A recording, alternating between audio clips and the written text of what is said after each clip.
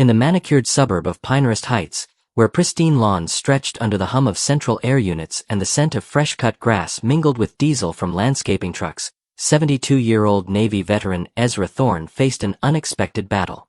It started with a simple wheelchair ramp, doctor-ordered, city-permitted, and essential for his mobility after Gulf War shrapnel shattered his spine. But the HOA board, led by the imperious president Vivian Blackwood, saw it as an affront to their rigid standards. Vivian, with her perfectly coiffed blonde bob, designer athleisure, and white BMW X5, sneered at Ezra during the confrontation. "Maybe you should have thought twice before buying here, old man. This isn't a nursing home."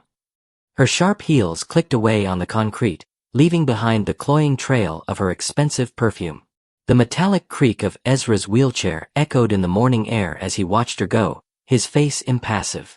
What Vivian didn't know was that Ezra was no helpless pensioner scraping by on Social Security. Over 15 years, he'd quietly amassed ownership of 423 homes, nearly half the neighborhood's 847 properties, through Thornfield Properties LLC. His empire, worth $47 million, wasn't built for greed but to keep rents affordable for teachers, mechanics, and retirees like himself. He'd inherited $2.3 million from a childless uncle 3 years earlier, just after his wife Martha lost her battle with cancer. In her final moments, amid the sterile hospital smell of disinfectant and her fading jasmine perfume, she whispered, "Promise me you'll help people who can't help themselves, Ezra." Pinehurst Heights was meant to be his quiet retirement, him, his beat-up 2008 Honda Civic, and grocery coupons. But Ezra, with 30 years in Navy intelligence, saw the HOA as a growing threat. Their $340 monthly fees funded glossy newsletters thicker than military manuals, while violation fines targeted the vulnerable. Vivian, married to City Councilman Derek Blackwood, specialized in harassing elderly and disabled residents, ignoring similar issues on board members' properties, a clear case of selective enforcement, illegal under state housing laws. Rosa Martinez, a paralegal and dissenting board member, had noticed the pattern. She'd whispered to Ezra at the mailbox one day, "They're breaking their own bylaws. I've been documenting everything." Unbeknownst to her, she was advising the man who owned her son's rent-free duplex.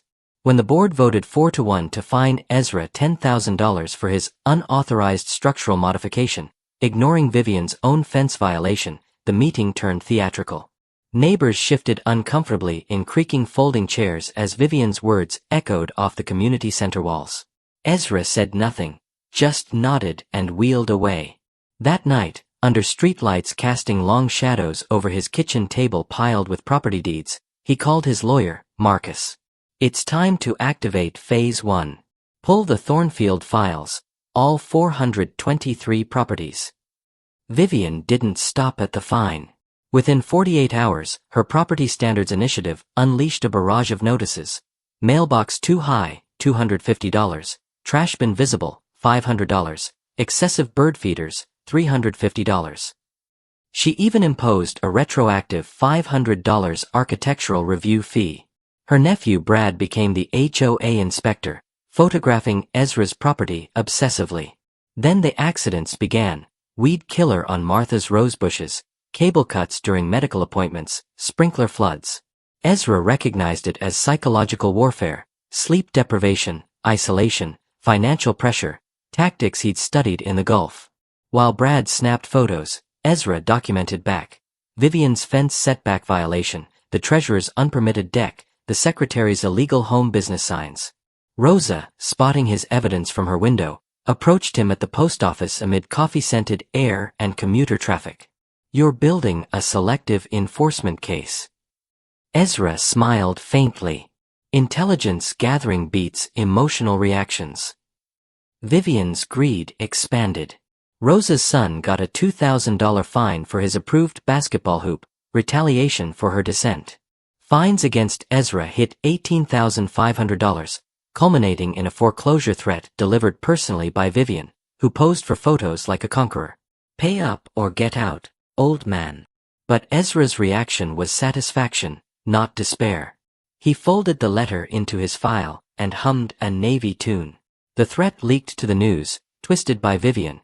Disabled veteran refuses rules.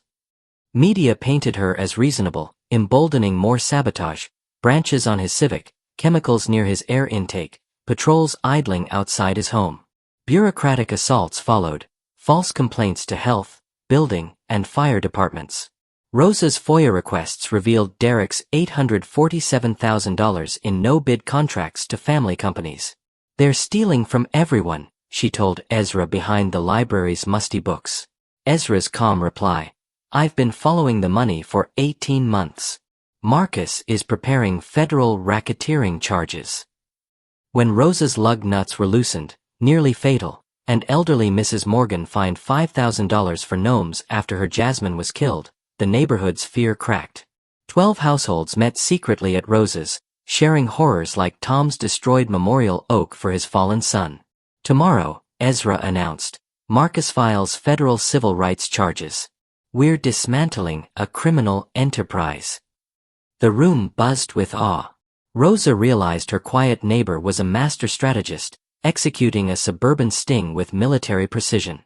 The emergency HOA meeting was Vivian's victory lap, with Channel 7 cameras rolling. The community center reeked of disinfectant and nervous sweat under humming fluorescent lights. Vivian's slideshow targeted problem properties, her voice dripping authority. Community standards protect investments. But the air shifted like a thunderstorm brewing. Rosa stood, folder in hand.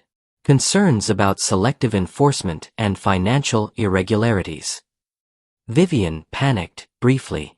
"Inappropriate speculation." Rosa pressed, "City records show $847,000 in no-bid contracts to your family. Board members have uncited violations." Murmurs rippled. Then Ezra wheeled to the microphone, commanding silence. 3 years ago, Martha asked me to help the helpless. I kept that promise by purchasing 423 properties, 49.9% of Pinehurst Heights, through Thornfield Properties LLC. The revelation stunned, just under majority disclosure, but enough for control. "While you've terrorized veterans and widows," he continued, "I've documented illegal acts for federal prosecutors, not revenge, but justice." Chaos erupted. Vivian tried fleeing but met a navy-suited man. "Vivian Blackwood, you're under arrest for racketeering, conspiracy, civil rights violations, and domestic terrorism." Handcuffs clicked as cameras flashed. Derek bolted into FBI agents, face-planting in carpet amid fierce wet stench. Agent Sarah Morgan explained, "Mr. Thorne contacted us 18 months ago. His evidence enables the most comprehensive RICO case against HOA corruption."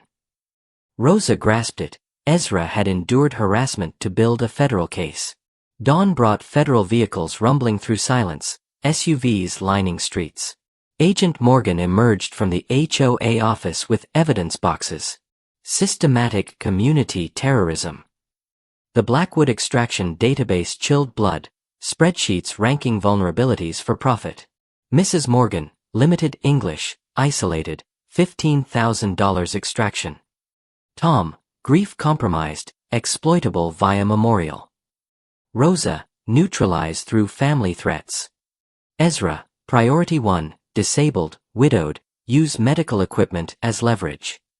Forensic accountants uncovered $847,000 in fake contracts, $340,000 phantom legal fees, $1.7 million taxpayer funds funneled via shells. Emails planned accidents, profiles detailed psychological warfare. Impacts, PTSD, anxiety, social withdrawal. Similar to crime-terrorized communities, Morgan said. Ezra's gathering prevented expansion to 14 others, saving thousands. Assets froze $4.7 million for restitution. Blackwoods faced prison penniless. Ezra's living room became a command center. Boxes, laptops, timelines. Marcus. RICO recovers everything. Rosa reviewed statements. Agent Morgan coordinated prosecutors. Life sentences. Frank Mueller added tax evasion. Jennifer set up transparent governance. Dr. Santos planned trauma recovery. Professor Warren offered rights workshops. Congressional inquiries sparked legislation. Ezra's strategy saved Pinehurst, inspiring nationwide protections. But from detention, Vivian orchestrated terror via contraband phone, destroy everything. Rosa's civic firebombed, acrid gasoline melting plastic. Frank's home invasion thwarted by lights and dog. Ezra's sniper bullet shattered his window during coffee, military instinct saved him. FBI tactical teams secured the area, rotors thumping. Domestic terrorism, Morgan declared. Mrs. Morgan's granddaughter followed, threatened. Wiretaps revealed chemical plots, bombings. Ezra's cameras captured all, adding terrorism charges. Let them dig, he told Morgan. Each escalation adds life sentences. Rosa, from safe house, saw Ezra manipulate them into self-destruction. Derek activated more. Command post torched at 4 a.m., orange flames toxic. FBI Director Morrison flew in, Marines establishing checkpoints. Mrs. Morgan's house bombed, empty due to evacuation. Tom's truck exploded, burning him severely. Rosa's safe house breached, 14-minute gunfight with cartel mercenaries. Ezra's ventilation hit with sarin, sensors contained it, preventing mass death. Evacuation centers filled with traumatized residents. But Ezra's Navy connections activated military intel, satellites, intercepts tracking everything. Grand juries indicted 47, including cops and officials. Terrorism, murder conspiracy, death penalties sought. Morgan, rival foreign attacks. Rosa realized Ezra turned escalation into evidence for execution-worthy crimes. The veteran outmaneuvered criminals declaring war on justice. The Houston federal courthouse was a fortress. Barriers, detectors, Apaches overhead, jet fuel mixing with sweat. Ezra arrived in armored motorcade, dress blues flanked by agents. Inside, tension crackled amid metallic security scents. Judge Patricia Morrison presided. Attorney General Merrick Garland prosecuted, defendants declared war on communities. Displays showed org charts, 47 conspirators, charges like terrorism, mass murder conspiracy. Recordings played Derek's order, kill everyone, no survivors. Jury recoiled at planned 800 deaths to hide fraud. Ezra testified, Martha's promise led me to endure terrorism while gathering evidence. He detailed surveillance, denying network targets. Cross-examination accused entrapment, Ezra countered, they chose escalation. I defended communities like in service. Guilty on 847 counts after 47 minutes. Life without parole for Blackwoods, death for mercenaries.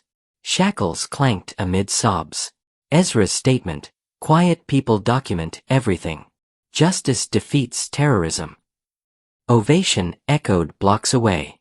2 years later, Pinehurst Heights bloomed as a governance model. Sunlit streets echoed laughter. Gardens replaced command posts. Ezra Thorne Community Protection Act mandated federal HOA oversight. Martha's roses scented the air. New center rose from old office. Ezra, Medal of Freedom recipient, featured in docs, hearings. He remained humble, greeting neighbors. Healing, counseling rebuilt bonds. Mrs. Morgan's granddaughter led tours. Tom, scarred but recovered, fished with Ezra. Restitution hit $12.3 million. Improvements transformed the area. Martha Thorne Foundation aided 847 communities. Rosa directed, prosecuting HOA terrorism. International observers studied the model against exported crime. Freedom Festival, barbecue smoke, music, diverse crowds celebrating democracy. Ezra's routine, coffee, inspections, calls. Stops at garden, bench, library, building positive from negative. Sunset Town Hall, diverse faces united. Ezra, patients and prosecutors defeat terrorism. Document, contact authorities, they're not powerful, just acting. Ovation inspired generations. Word count, 402 wait, hold on, let me expand for accuracy. Wait, recalculating and expanding slightly to hit 800. The transformation was profound. Children played freely, no longer fearing notices. Immigrants like Mrs. Morgan shared stories of resilience. Tom's scars reminded of costs, but his friendship with Ezra symbolized healing. Foundation's impact: FBI partnerships dismantled networks nationwide. UN reports highlighted global relevance, protecting vulnerable worldwide. Festival drew thousands, food trucks, potlucks, languages blending. Ezra addressed. Martha taught quiet observation. We turned terror into triumph. Personal growth: Ezra found family in survivors, purpose in Martha's memory. Justice's texture, warm, sustainable, proved sweeter than revenge. As purple skies faded, Pinehurst stood as hope. Ordinary patience defeats extraordinary evil through strategy and law.